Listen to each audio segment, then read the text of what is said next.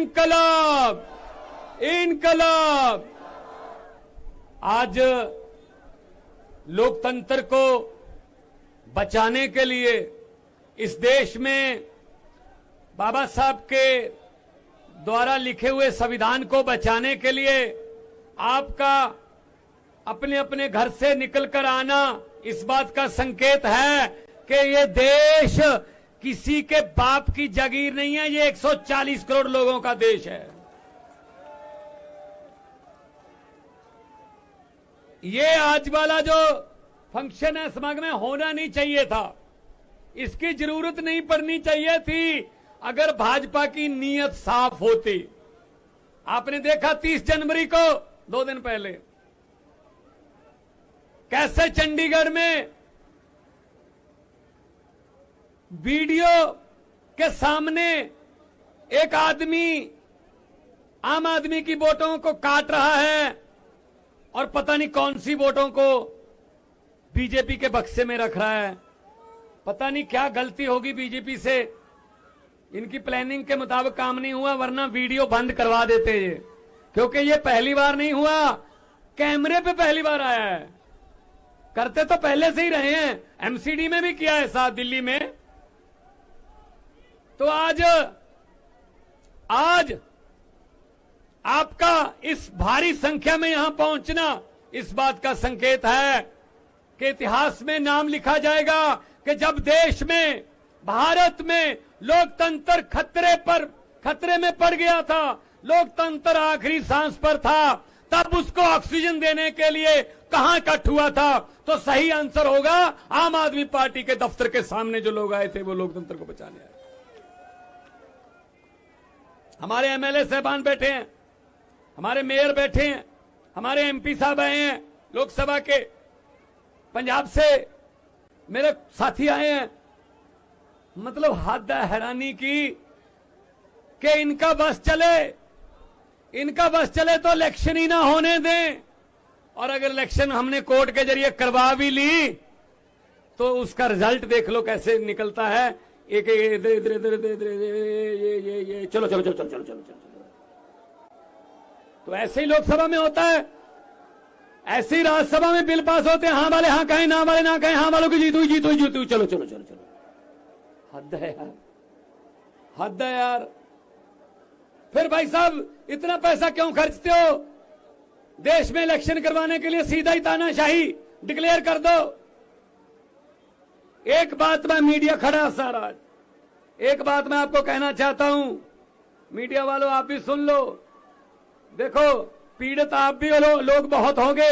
अगर 2024 में ये किसी न किसी तरीके से खुदा ना खास्ता ये आ गए तो नरेंद्र मोदी का नाम नरेंद्र मोदी नहीं रहेगा, नरेंद्र पुतिन बन जाएगा भाई साहब। बाद में इलेक्शन नहीं करवाएंगे ये, फिर इलेक्शन नहीं होगा, सीधा बस जितनी आजीवन रहेंगे मोदी साहब। हद है यार, हद है यार। तो फिर शहीद भगत सिंह, राजगुरु सुखदेव, चंद्रशेखर आजाद, लाला लाजपत राय, सुभाष चंद्र बोस की आत्मा आज तड़पती होगी। क्या इस वोट के अधिकार को लेने के लिए हमने कुर्बानियां दी थी? क्या 22 साल की उम्र में इस वोट के अधिकार के लिए हमने रस्से चूमे थे फांसी के? उनकी आत्मा तड़पती होगी भाई साहब। ये वोट है यार, कमाल है। वोट कहीं और डलता है, निकलता कहीं और है, रिजल्ट कहीं और निकल रहा है। ये कितनी देर चलेगा? तो आपका यहां पे आना हमारे लिए इसलिए सुखद है कि हम लड़ेंगे, जैसा कि गोपाल भाई कह रहे थे, लड़ेंगे और जीतेंगे। और पंजाब से आया हूं, सबसे बड़ी लड़ाइयां पंजाब ने लड़ी हैं। देश की आजादी की लड़ाई में 90% कुर्बानियां पंजाबियों की हैं भाई साहब। आज भी बॉर्डर पे पंजाबी खड़े हैं, कोई गोली दुश्मन देश से भारत की तरफ आती है, सबसे पहले पंजाबी सीना उसके सामने होता है, पंजाबी सीना। तो हम ऐसे कैसे लूटने दे देंगे अपने देश को? हम ऐसे कैसे किसी के हाथ में देश को दे देंगे? हमने लिया, हमारे पुरखों ने कुर्बानियां दी हैं भाई साहब। ये कौन है? ये कौन है हमें देशभक्ति का सर्टिफिकेट देने वाले? ये कौन है सर्टिफिकेट देने वाले? जब देश का बंटवारा हुआ 10 लाख बंदा मरा, कौन मरा? हमारे नाने नानियां, हमारे दादे दादियां। 10 लाख बंदा।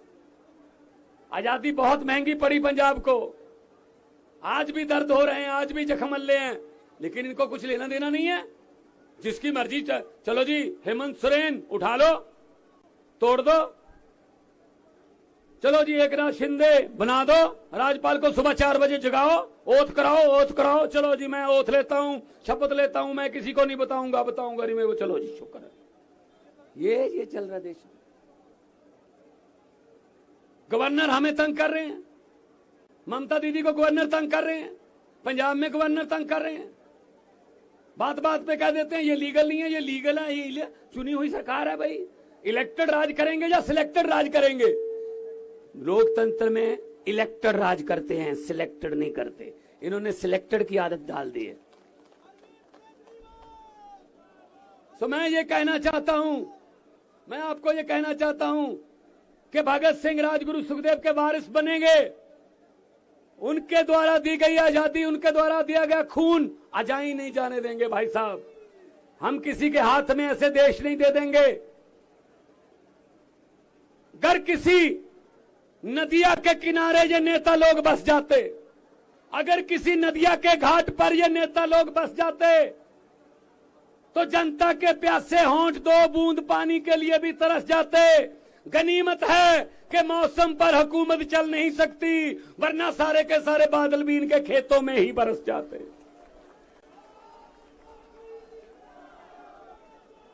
सारी वोटें इनकी होती हैं, बस जिसको मर्जी डालो वोट बीजेपी को होती है, बस हद है। बिहार में जिसको कह रहे थे ये है वो तोड़ दी सरकार। ये ऐसे कर लो जी, अब ऐसे कर लो। इन्होंने ऐसे बना रखा है देश को, जैसे शतरंज की खेल होती है। ये गोटी यहां रख दो, ये यहां रख दो, राजा यहां रख दो, प्यादा यहां रख दो, वजीर यहां रख दो, ऐसे बना रखा है। इसके लिए हमको आगे आना होगा। आपका आना सुखद है, हमारे लिए सुखद है आपका आना, क्योंकि ये लड़ाई अकेले केजरीवाल नहीं लड़ सकते। अरविंद केजरीवाल जी ने तो शुरू किया था काफिला, अब ये काफिला बहुत बड़ा बन चुका है। पूरे देश में करोड़ों केजरीवाल पैदा हो चुके हैं। एक केजरीवाल को अंदर करने की सोच रहे हो, केजरीवाल को तो अंदर कर दोगे, इसकी सोच को कहां कैद करोगे? इसकी सोच को पूरे देश में कितने करोड़ केजरीवाल पैदा हो गए। इनका एक ही तरीका है, काम करने का तरीका एक ही है। कोई आके बताता है बड़े साहब को, मोदी जी को, कि जी सतिंदर जैन ने स्कूल बनवा दिए, अस्पताल, सतिंदर जैन ने अस्पताल बना दिए। प्राइवेट हॉस्पिटल जो हमने कमीशन पे बनवाए थे वो खाली हैं। दिल्ली के लोग तो सरकारी में इलाज करवाते हैं, पूरा फ्री है। क्या करना है? मोदी जी कहते हैं किसने बनवाए? सतिंदर जैन ने, अंदर कर दो। चलो जी अंदर कर। फिर किसी ने आके कहा मनीष सिसोदिया ने स्कूल बना दिए। जिस सरकारी स्कूलों में पढ़ाई हो रही है, नीट के टेस्ट क्लियर कर रहे हैं, आईआईटी में जा रहे हैं बच्चे, सरकारी स्कूलों के पढ़े हुए माता पिता अपने बच्चों को प्राइवेट से निकाल के सरकारी में डाल रहे हैं। हमारे वाले जो प्राइवेट वाले थे, जिनसे हम कमीशन लेते थे, वो बंद होने के किनारे हैं जी।